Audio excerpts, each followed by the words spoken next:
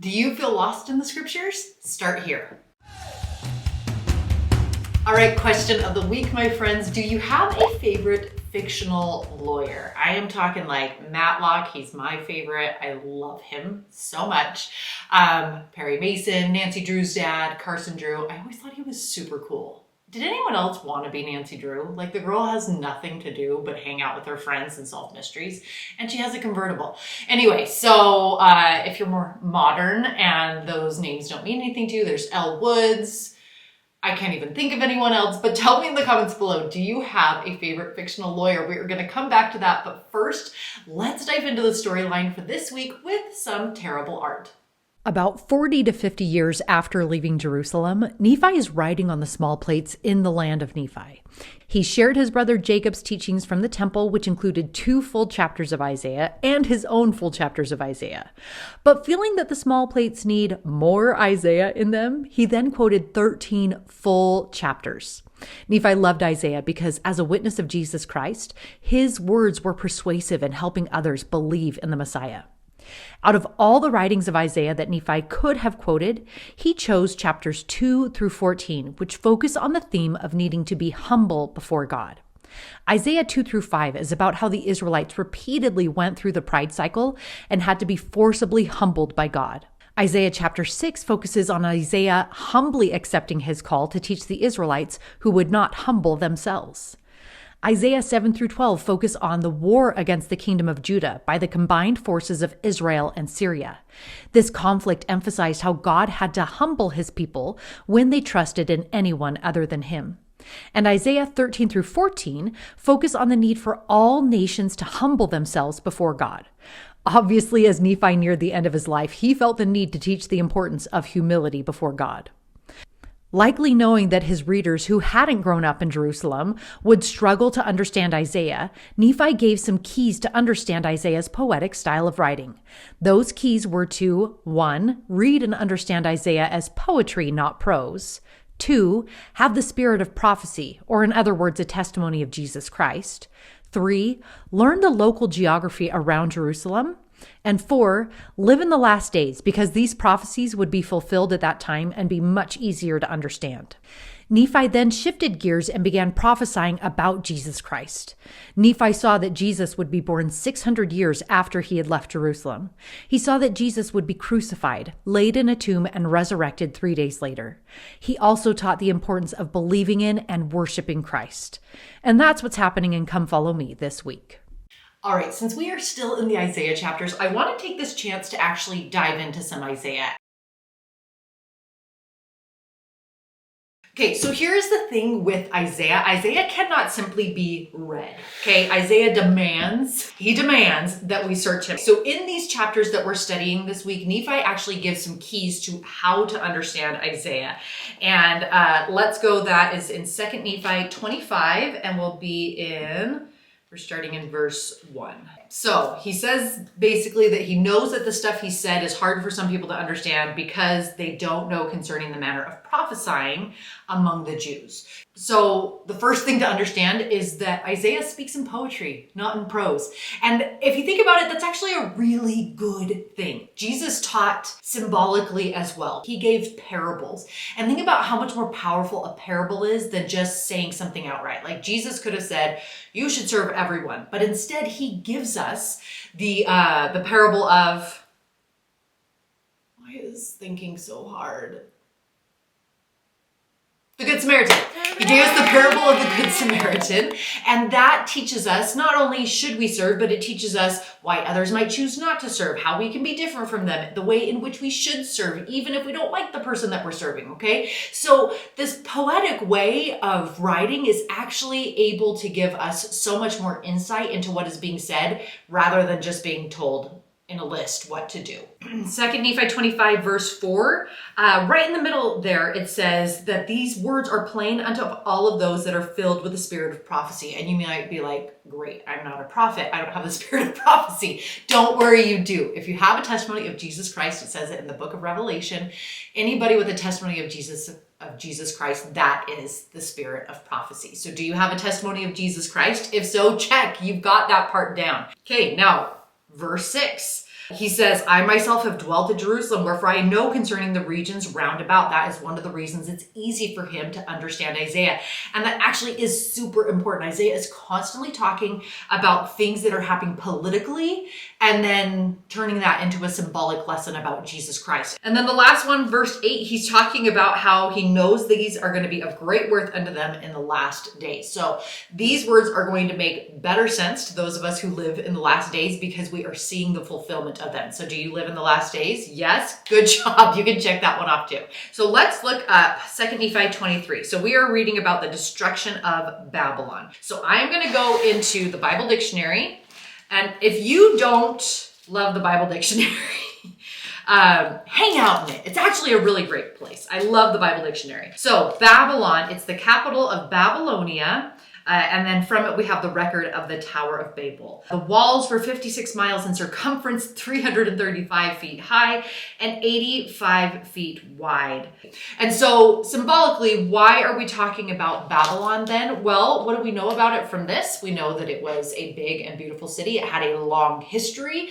They obviously were very prideful people. If this is where the Tower of Babel came from, right? They think they can build their way to heaven instead of having to follow God. And they actually were known for their nationalistic pride. And so poetically, why would Isaiah be talking about Babylon? Well, because Babylon can be symbolic of the pride and the strength of the world. Now let's do the geography. We have to understand what's going on here. And we are going to go into Bible maps.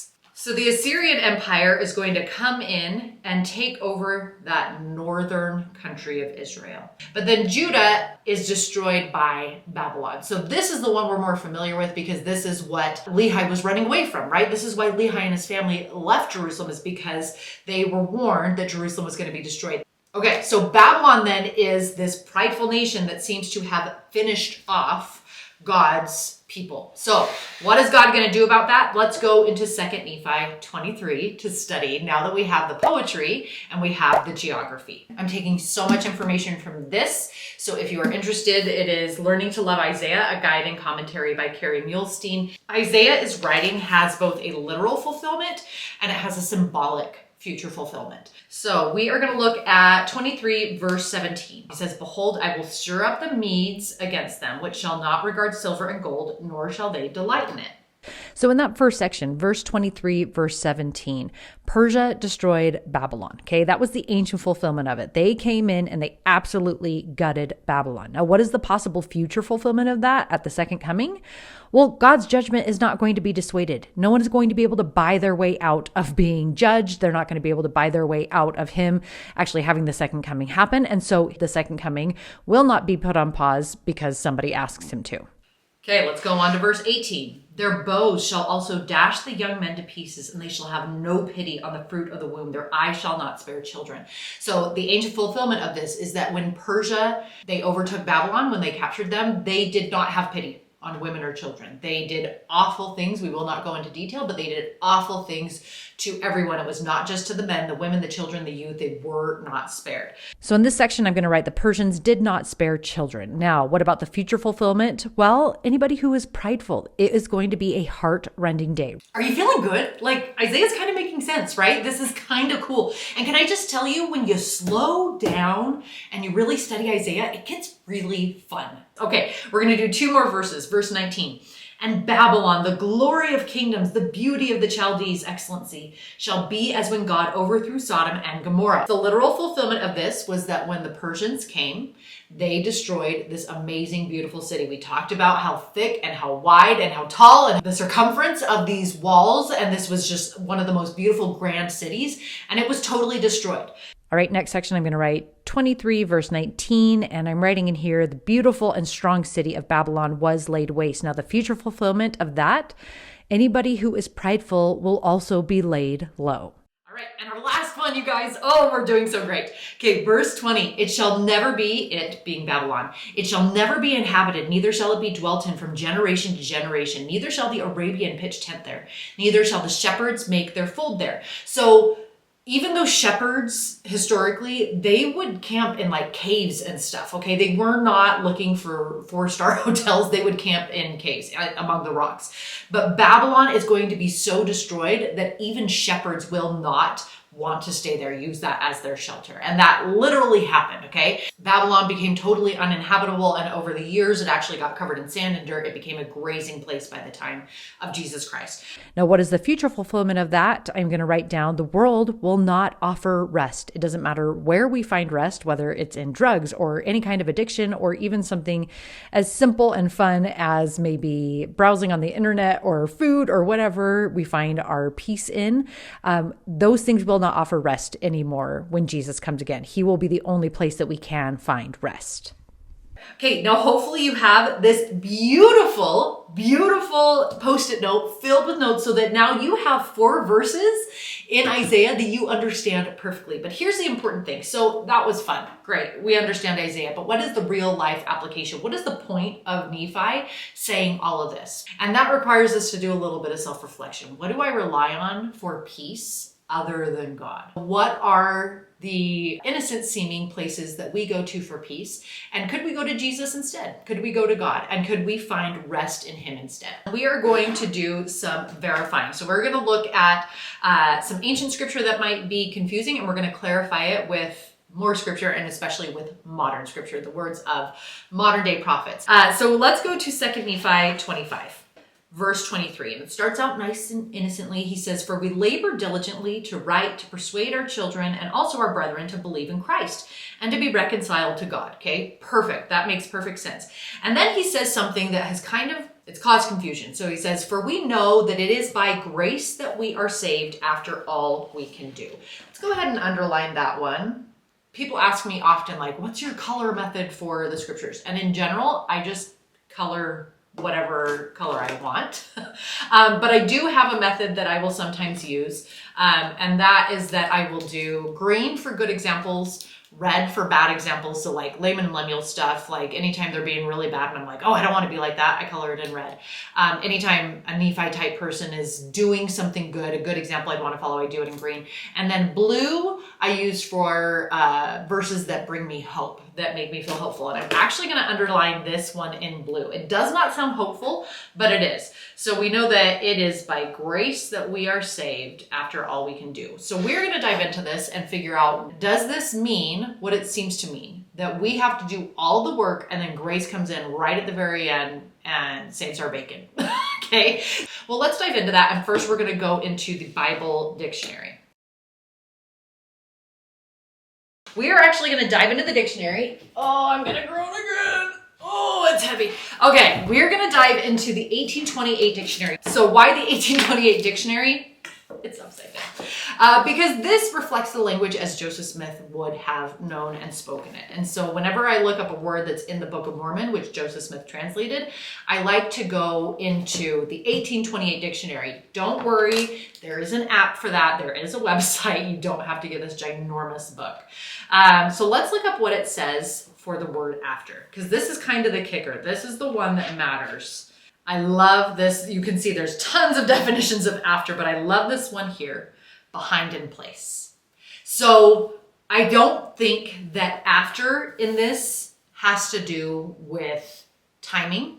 It's not saying, well, after you've done absolutely everything, then Jesus's grace will be the cherry on top and it will finish everything off. I think it means that our works are behind in place of what grace will do for us. I actually have a quote from Stephen E. Robinson that I love. He says, "I understand the preposition after in 2 Nephi 25:23 to be a preposition of separation rather than a preposition of time. It denotes logical separateness rather than temporal sequence. We are saved by grace apart from all we can do." Doesn't that sound so much more hopeful? That is why it's colored in blue. It is so hopeful. And there is something that I learned from Emily Bell Freeman that I absolutely love. There is a central message to what Nephi is saying here. He repeats something over and over. I think he says it 8 times. He does. He says it 8 times. And if you want to mark your scriptures with me, I am going to do some tracing in blue because this is so helpful to me. Okay, so let's trace or highlight or however you want to mark these, all of the places we get this message in 2 Nephi 25. So verse 13, believe on his name. That's talking about Jesus. Verse 14, believe on his name. Verse 16, we actually get 2 of them, believe in Christ, and then again, believe in Christ. Verse 23, believe in Christ. Verse 24, believe in Christ. Verse 28, believe in Christ. And verse 29, believe in Christ. So chapter 25, it is often misunderstood. It is often thought of as, I've got to do it all on my own. Jesus is going to finish it off. But actually, it is a reminder to believe in Christ and believe that he can save you. Yes, he can save you and me and you and you and you and you. He can save absolutely everyone. Believe in Christ. Okay, let's dive into evidence and see how the scriptures prove themselves true, because they do. And this brings us to our question of the week. Who is your favorite fictional lawyer? Okay, I've already told you I love Matlock. Tell me in the comments below who your favorite is.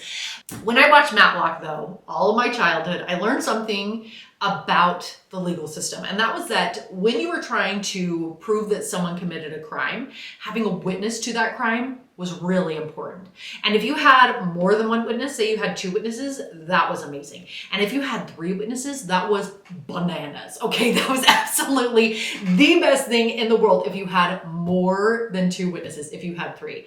And this is actually something that was very important in biblical times as well. Back in the Old Testament, God established his law for convicting people of crimes or grievous sins. And so this is in Deuteronomy 19:15. So he says, 1 witness shall not rise up against a man for any iniquity or for any sin, in any sin that he sinneth. At the mouth of 2 witnesses or at the mouth of 3 witnesses shall the matter be established. You cannot have a single witness to a crime. You have to have more than 1 witness. You can see that in when Ruth and Boaz get married. They have to have multiple witnesses. When Jesus is on trial, they bring in 2 false witnesses. They have to have multiple false witnesses. The plates, actually tablets, whatever they are. The 10 Commandments were put inside the Ark of the Covenant as a witness against the Israelites. Isaiah, when he was writing a prophecy, he was told to get 2 good men to come be witnesses to this prophecy, okay? You can see this over and over and over in the Bible. And wouldn't you know it, you see the same thing in the Book of Mormon. As we've been studying these chapters in 2nd Nephi, you'll notice that Nephi has included 13 full chapters of Isaiah. Why is he doing that? Because of the law of witnesses. He says back in 2 Nephi 11:3, he says, wherefore by the words of 3 God hath said, I will establish my word. And so why are all of these Isaiah chapters in the Book of Mormon? Why did he use all of the space on the small plates in order to write the words of Isaiah? Because Nephi was a witness of Jesus Christ. His brother Jacob, also a personal physical witness. And who else was? Isaiah was. And so Nephi, as an ancient Israelite, would know this law of witnesses and know that he needed, if he wanted to do what the title page says, to convince the Jew and Gentile that Jesus is the Christ, the eternal God, he would know he needed multiple witnesses to do that. So did Joseph Smith make up the Book of Mormon? No, he did not. No, he did not. These little signs are not necessarily proof on their own, but there are just so many of them, and I just love them. All right, now remember, the scriptures are awesome, and so are you, so go dive into them, and make sure you subscribe. And hold on, if you're a mom, I forgot to tell you this. If you're a mom, I have brand new study guides coming out for April through June of Come Follow Me. It will help your kid dive into the scriptures. One is for teens, one is for kids, and it helps your child dive into the scriptures every single day, gives them the storyline of what's going on. It tells them a couple of verses to read and what to look for as they read. They then get to write out what they read so that they retain it. And then there's an activity to help them apply it to real life. They're absolutely awesome. Check it out in the description. I will link it there. But you are awesome. I hope you have a great day, and I will see you later.